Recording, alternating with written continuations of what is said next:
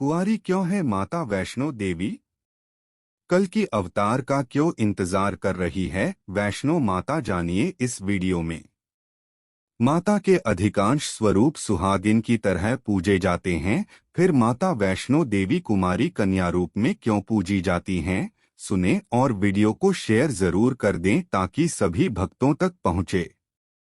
त्रिकुट पर्वत पर विराजने वाली माता वैष्णो देवी का धाम मां जगदम्बा का जागृत पीठ है। माता वैष्णो देवी के भक्त दुनिया भर से आते हैं और माता से मनोकामना पूर्ति का वरदान लेकर जाते हैं।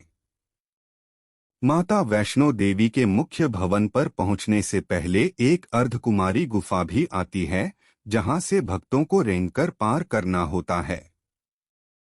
कहते हैं माता वैष्णो देवी के भक्तों के लिए यदि हर बार संभव न हो तो भी कम से कम एक बार तो अर्धकुमारी गर्भ गुफा से पार जरूर कर लेना चाहिए।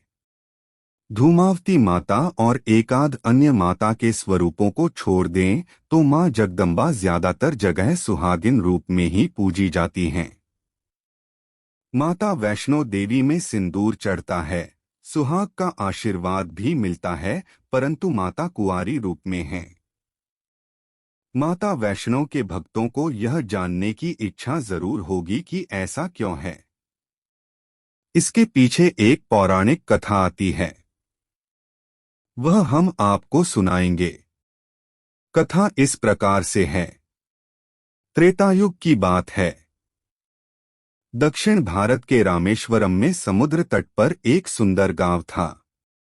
रत्नाकर पंडित यहीं रहते थे। रत्नाकर शिवजी और मां आदि शक्ति के बड़े भक्त थे। गांव शहर में रत्नाकर का मान तो बहुत था पर कोई संतान न थी। रत्नाकर की पत्नी हमेशा मां आदिशक्ति से संतान की गुहार लगाती रहती थीं। उन्होंने लगातार कई वर्षों तक मां की पूजा अर्चना की। कई सालों से संतानहीन रत्नाकर की पत्नी की प्रार्थना एक दिन मां ने सुन ली। वह गर्भवती हुई तो एक रात रत्नाकर के सपने में एक बालिका ने आकर कहा, मैं तुम्हारे घर आ रही हूं पर एक शर्त पर, मैं जो कुछ करना चाहूं रोकोगे नहीं। पुजारी और सिद्ध पंडित रत्नाकर को यह आभास हो गया कि मां आदिशक्ति के सत, रज और तम को दिखाने वाले तीन रूप महासरस्वती, महालक्ष्मी और महादुर्गा ने मिलकर ही इस कन्या का रूप लिया है। नियत समय पर इस दिव्य कन्या का जन्म हुआ। रत्नाकर को यह भी पता चल गया था कि यह कन्या मां आदिशक्ति ने धर्म की रक्षा के लिए ही प्रकट की है।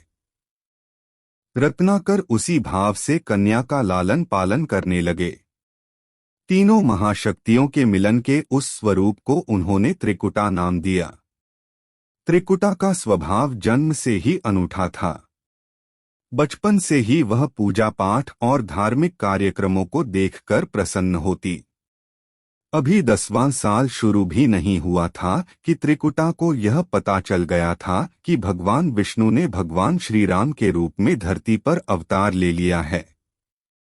त्रिकुटा ने यह व्रत ले लिया कि वह भगवान श्री राम से ही विवाह करेगी, अन्यथा आजीवन अविवाहित रहेगी। त्रिकुटा ने अपने पिता से कहा कि वह रामेश्वरम के तट पर रहकर तपस्या करना चाहती हैं। शर्त के मुताबिक रत्नाकर ने उसे नहीं रोका। 10 बरस की उम्र से ही त्रिकुटा समुद्र तट पर एक कुटी बनाकर रहने लगी। वह भगवान श्री राम को पति मानकर उनको पाने के लिए कठोर तप करने लगी। इसी तरह घोर तप करते त्रिकुटा को बहुत बरस बीत गए। सीताहरण के बाद भगवान श्री राम लक्ष्मण के साथ दलबल लेकर सीता की खोज करते हुए रामेश्वरम पहुंचे। श्री राम को पुल बांधने तक यहाँ ठहरना था। भगवान एक दिन विचरण कर रहे थे, तभी समुद्र तट पर एक तेजस्विनी ध्यानमग्न कन्या को देख बहुत चकित हुए। उस कन्या के ओज और आभा से वह स्थान अलग ही रोशनी से प्रकाशित हो रहा था। भगवान श्री राम कौतूहलवश उस कन्या के तपोस्थल तक पहुंचे। प्रभु ने उस कन्या से पूछा, तुम कौन हो देवी, और इतनी कम उम्र में इतना कठोर तप क्यों कर रही हो? ऐसी क्या अभिलाषा है जिसके लिए ऐसा घोर तप करने को विवश हो? कन्या ने भगवान को विनयपूर्वक प्रणाम करके अपना परिचय पंडित रत्नाकर की पुत्री त्रिकुटा के रूप में दिया, फिर अपनी प्रतिज्ञा बताई। त्रिकुटा जान गई थीं कि उनके सामने साक्षात भगवान श्री राम ही खड़े हैं, इसलिए उन्होंने निवेदन किया कि आप मुझे पत्नी के रूप में स्वीकार कर लें। इस पर भगवान श्री राम ने कहा, यह संभव नहीं है। मैं एक पत्नीक रहने के संकल्प से बंधा हूं। अपनी पत्नी के अपहर्ता को दंड देने के लिए यहाँ तक सेना सहित आया हूं। त्रिकुटा को यह सुनकर आघात पहुंचा। उन्होंने ने अपने कठोर तप का वास्ता दिया और भगवान से विवाह करने की पुनः याचना की। त्रिकुटा ने कहा, प्रभु, क्या मेरा यह तप व्यर्थ गया? मेरे तप में वह शक्ति नहीं कि आपको प्राप्त कर सकूं। मेरा तप अभी कम है, तो मैं इसे और कठोर करूंगी और तब तक जारी रखूंगी जब तक मेरी अभिलाषा पूरी नहीं हो जाती। भगवान ने कहा, जब मैं सीता का पता लगाकर लौटूंगा तब तुम्हारे पास आऊंगा। यदि तुम मुझे पहचान लोगी तो मैं तुम्हारी इस बात पर सही निर्णय करूंगा। त्रिकुटा को इस बात से बड़ी प्रसन्नता हुई कि उनका तप सफल है। भगवान ने उन्हें वरण का एक आश्वासन दिया है। अब उन्हें अपने स्वामी की परीक्षा में उत्तीर्ण होना है। इस प्रसन्नता के भाव से भरकर त्रिकुटा का उत्साह और बढ़ गया। उन्होंने और कठिन तप करना आरंभ किया। उनके तप का प्रभाव ऐसा था कि उनकी कुटी के आसपास का पूरा क्षेत्र एक अलग प्रकाश से प्रकाशित होता था। भगवान श्री राम ने रावण के साथ युद्ध कर उसे हराया।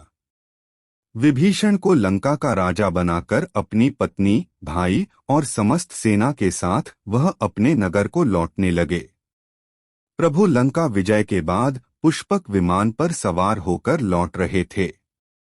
उन्हें त्रिकुटा को दिया अपना वचन भी पूरा करना था।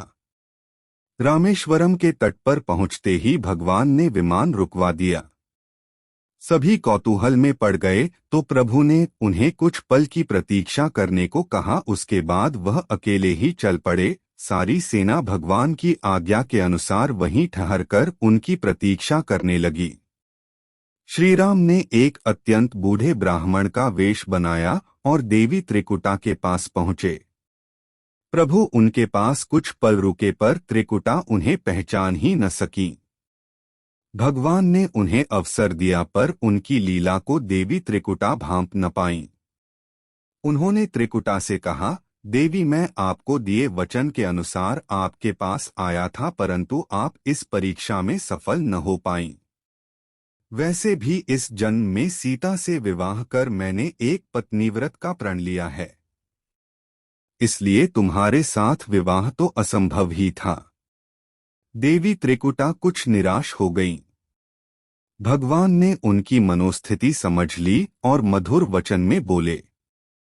भगवान ने कहा, आपको निराश होने की आवश्यकता नहीं। आपका संकल्प पक्का है, इसलिए मैं इसे खाली नहीं जाने दूंगा। इस युग में मैं व्रतधारी होने के कारण विवश हूं।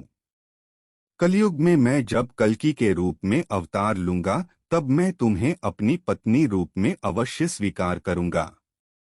तब तक तुम हिमालय स्थित त्रिकूट पर्वत पर जाकर तप करो और मेरे अवतार की प्रतीक्षा करो। भगवान ने उन्हें वरदान देते हुए कहा, तुम भक्तों के कष्ट और दुख खोन का नाश करते हुए इस संसार का कल्याण करती रहो।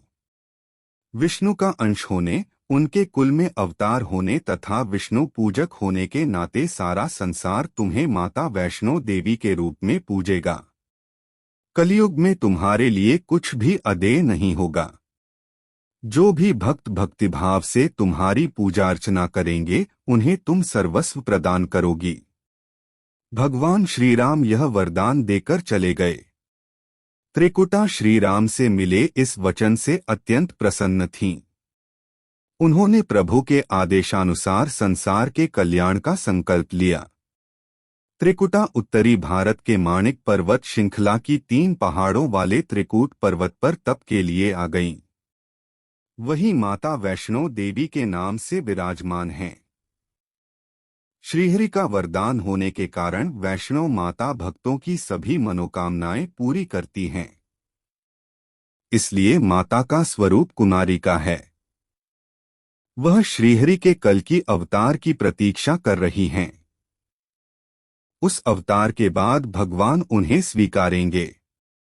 हरे कृष्ण, राधे राधे। वीडियो पसंद आए तो लाइक, शेयर और चैनल को सब्सक्राइब अवश्य कर देना।